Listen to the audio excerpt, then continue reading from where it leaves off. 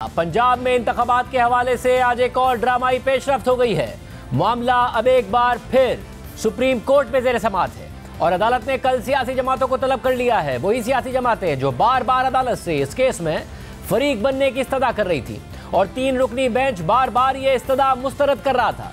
आज फैसला सुनाने के 2 हफ्ते बाद अदालत उन्हीं सियासी जमातों को तलब कर रही है और कह रही है कि अगर ये सियासी जमातें इंतखाबात की तारीख आगे बढ़ाने पर मुत्तफिक हो जाएं तो अदालत गुंजाइश निकाल सकती है। मगर साथ ही अदालत ने हुकूमत के खिलाफ तौहीन अदालत का इशारा भी दे दिया है। Chief justice Umar Bandial, justice Ijazul Hasan और जस्टिस मुनीब अख्तर पर मुश्तमिल 3 रुकनी बेंच ने आज की समाअत के तहरीरी हुक्मनामे में लिखा है कि स्टेट बैंक ने रिपोर्ट जमा करवाई है कि फेडरल कंसोलिडेटेड फंड से 21 अरब रुपए पंजाब और खैबर पख्तूनख्वा के आम इंतखाबात के लिए मुख्तस कर दिए गए हैं, जबकि इलेक्शन कमीशन ने रिपोर्ट जमा कराकर मौक़िफ़ इख्तियार किया है कि उसे अब तक इन फंड्स तक रसाई नहीं मिल सकी है और फाइनेंस डिवीजन ने फंड्स ना देने के जवाब से मुताल्लिक एक रिपोर्ट जमा कराई है और मौक़िफ़ इख्तियार किया है कि फंड्स देने से मुताल्लिक 17 अप्रैल को मामला वफाकी काबीना के सामने रखा गया, जिसने यह फैसला किया कि फंड के मुतालबे की मंजूरी के लिए मामला कौमी असम्बली को भेजा जाए और कौमी असम्बली ने फिर यह तहरीक मुस्तरद कर दी, इसलिए जरूरी फंड्स इलेक्शन कमीशन को जारी ना हो सके। अदालती फैसले के मुताबिक पहला नुक्ता जो नोट किया जाता है वो ये कि फाइनेंस डिवीजन से खुसूसी तौर पर यह सवाल किया गया था और उन्होंने इस बात की तस्दीक भी की थी कि आर्टिकल 84 वफाकी हुकूमत को यह इजाज़त देता है कि वो ऐसे अखराजात के लिए फंड से पैसे हासिल करे जो नई सर्विस से मुताल्लिक हैं और माली साल के दौरान सालाना बजट स्टेटमेंट में उनका जिक्र ना हो, और ऐसे अखराजात के लिए वफाकी हुकूमत सप्लीमेंट्री बजट स्टेटमेंट के जरिए कौमी असम्बली से एक्स पोस्ट फैक्टो मंजूरी लेती है, यानी बाद में मंजूरी लेती है, यानी अखराजात के लिए फंड हासिल करने के बाद कौमी असम्बली से इस मुतालिक मंजूरी ले ली जाती है। इस हवाले से कोई शुबा मौजूद नहीं है कि वफाकी काबीना के अपने पास इलेक्शन अखराजात के लिए 21 अरब रुपए देने की मंजूरी का अख्तियार मौजूद था। अदालती फैसले के मुताबिक हमारी नज़र में अटॉर्नी जनरल ने दुरुस्त तौर पर इस पोजीशन को गलत करार देने की कोशिश नहीं की, मगर मौजूदा केस में किस वजह की बुनियाद पर पहले यह मामला कौमी असम्बली में भेजा गया, इस हवाले से वजाहत होना ज़रूरी थी। अटॉर्नी जनरल का यह मौक़िफ़ है कि गुज़िश्ता दिनों कौमी असम्बली ने करारदाद मंजूर करके फंड्स रिलीज़ ना करने से मुताल्लिक अपनी राय का इजहार किया और यही वो करारदाद थी जिसने शुबहात को जन्म दिया, जिसकी वजह से वफाकी काबीना ने यह मामला पहले कौमी असम्बली को भेज दिया।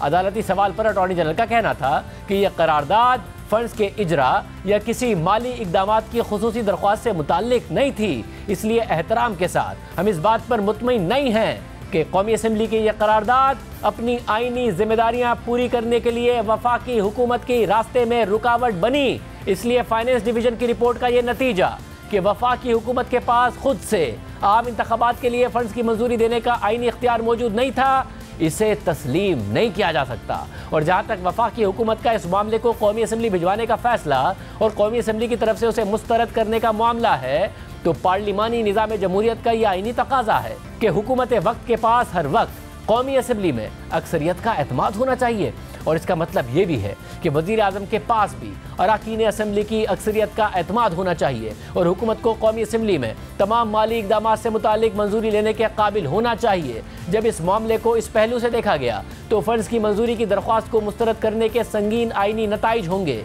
एक इम्कान यह है कि हुकूमत और वज़ीर आज़म कौमी असम्बली के अक्सरियती अरकान का एतमाद खो चुके हैं, जबकि अटॉर्नी जनरल ने कहा कि ऐसा नहीं है। वफाकी हुकूमत और वज़ीर आज़म के पास अक्सरियत का एतमाद मौजूद है और हर वक्त रहा है।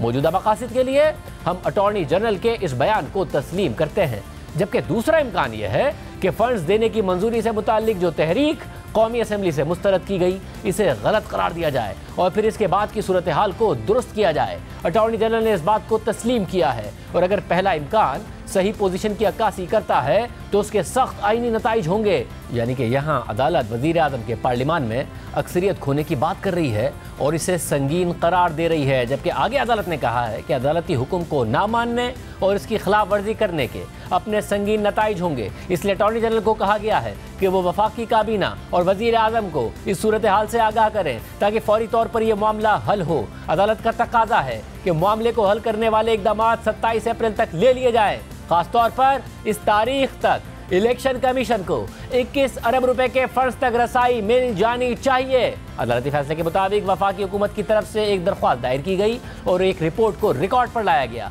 जो सिक्योरिटी सूरत हाल से मुताल्लिक वजारत दिफा ने तैयार की है और इसकी बुनियाद पर अदालत को अपने 4 अप्रैल का फैसला वापस लेने के लिए कहा गया है। इस हवाले से अटॉर्नी जनरल को बता दिया गया है कि ऐसी किसी दरख्वास्त को नहीं सुना जा सकता और ना ही इस हवाले से रिलीफ दिया जा सकता है क्योंकि इस हवाले से हतमी फैसला आ चुका है। साथ ही इलेक्शन कमीशन ने भी एक दरख्वास्त दायर की है और मौक़िफ़ इख्तियार किया है कि 8 अक्टूबर के इलेक्शन की तारीख के फैसले को बहाल किया जाए जिसे अदालत ने मुस्तरद कर दिया था। इलेक्शन कमीशन ने 8 अक्टूबर की तारीख को बहाल करने की बात सिक्योरिटी ग्राउंड्स पर की है जिसमें बेशतर चीज़ें वजारत दिफा की रिपोर्ट में मौजूद हैं। हमारी नज़र में इलेक्शन कमीशन उन मामलात को उठाने की कोशिश कर रहा है जिन्हें अदालत पहले ही सुन चुकी है और उन पर फैसला भी दे चुकी है और उस वक्त इलेक्शन कमीशन के 2 वकीलों को इलेक्शन कमीशन की तरफ से अपने दलाइल देने की इजाज़त भी दी गई थी।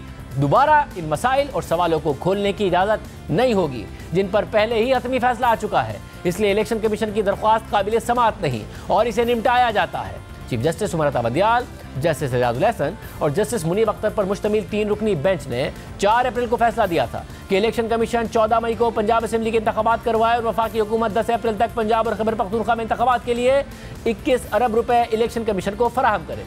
लेकिन वफाकी हुकूमत फंड्स को मामला कौमी असेंबली ले गई और कौमी असेंबली ने फंड्स देने की इजाज़त देने से इनकार कर दिया। फिर 3 रुकनी बेंच ने 14 अप्रैल को स्टेट बैंक को हुक्म दे दिया कि वो इंतखाबात के लिए 21 अरब रुपए बराह रास्त इलेक्शन कमीशन को जारी करे। लेकिन स्टेट बैंक ये मामला वजीर खजाना के पास ले गया, वजारत खजाना वफाकी काबीना के पास ले गई और काबीना दोबारा कौमी असेंबली में ये मामला ले गई और कौमी असेंबली ने 17 अप्रैल को एक बार फिर फंड्स देने की इजाज़त देने से इनकार कर दिया। कल यानी 18 अप्रैल को इलेक्शन कमीशन, स्टेट बैंक और वजारत खजाना ने सुप्रीम कोर्ट में अपनी अपनी रिपोर्ट जमा करवाई। लेकिन उससे पहले 17 अप्रैल को एक और पेशरफ्त भी हुई। सेक्रेटरी दिफा, DGISI और DGMI ने 3 रुकनी बेंच को सिक्योरिटी की सूरत हाल पर तफसीली ब्रीफिंग दी और फिर वजारत दिफा ने सुप्रीम कोर्ट में दरख्वास्त दायर कर दी कि पूरे मुल्क में इलेक्शन एक साथ कराए जाएं।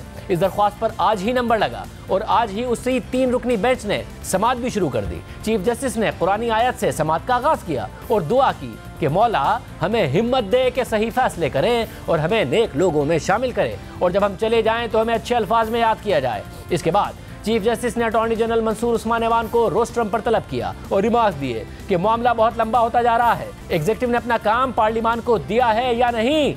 अगर इंतखाबात के लिए फंड्स फराहम ना किए गए तो शदीद संगीन नताइज आ सकते हैं। जस्टिस मुनीब अख्तर ने सवाल किया कि क्या कभी सप्लीमेंट्री ग्रांट की मंजूरी लेने में हुकूमत को शिकस्त हुई है? पार्लियामेंट के वजीर आजम पर अदम एतमाद के भी नताइज होते हैं। वजारत खजाना की टीम ने बार बार बताया था कि सप्लीमेंट्री ग्रांट की मंजूरी बाद में ली जाती है। वजारत खजाना ने आइन के आर्टिकल 84 का हवाला दिया था। अटॉर्नी जनरल ने जवाब दिया कि साल 2013 में कटौती की तहरीकें मंजूर हो चुकी हैं। मौजूदा केस में ग्रांट जारी करने से पहले मंजूरी लेने के लिए वक्त था। कौमी असेंबली फंड्स के मामले में करारदाद मंजूर कर चुकी थी। जैसे मुनीब अख्तर ने फिर सवाल किया कि क्या आपका केस यह है कि हुकूमत जिम्मेदारियों की अदायगी में संजीदा है लेकिन पार्लियामेंट ने मना कर दिया है? वजीर आजम को इंतखाबात के लिए फंड्स की मंजूरी के लिए पार्लियामेंट की अक्सरियत को एतमाद में लेना था।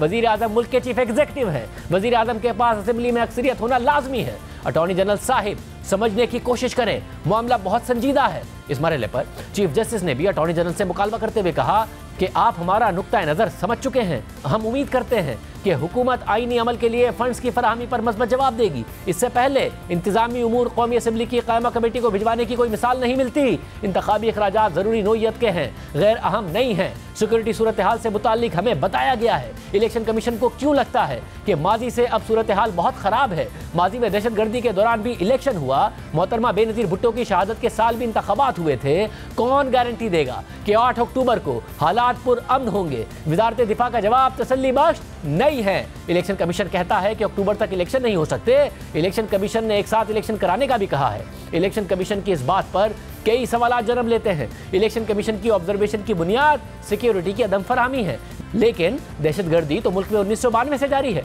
1987, 1991, 2002, 2008, 2013 और 2018 में इलेक्शन हुए थे। 2013 में भी दहशतगर्दी थी।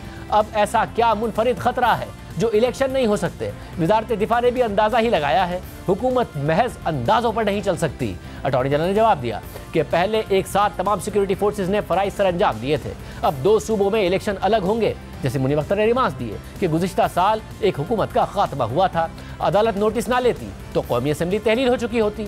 सूबाई असम्बलियों के होते हुए कौमी असम्बली के इंतखाबात भी तो होने ही थे। आइन में असम्बली तहलील होने पर इलेक्शन का वक्त मुकर्रर है,